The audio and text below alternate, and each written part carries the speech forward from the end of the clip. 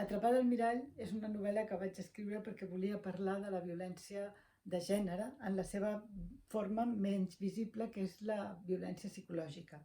La violència psicològica és molt difícil de denunciar perquè no deixa marques, però pot ser tan feridora com una pallissa.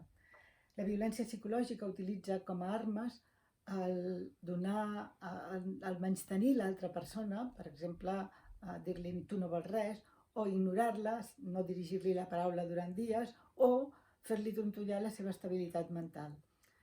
En aquest llibre, la Gina, que és professora en una universitat a Califòrnia, torna a Barcelona, a la seva ciutat natal, per passar-hi un any sabàtic. Allí es troba que la seva millor amiga, la Laura, ha mort en un accident.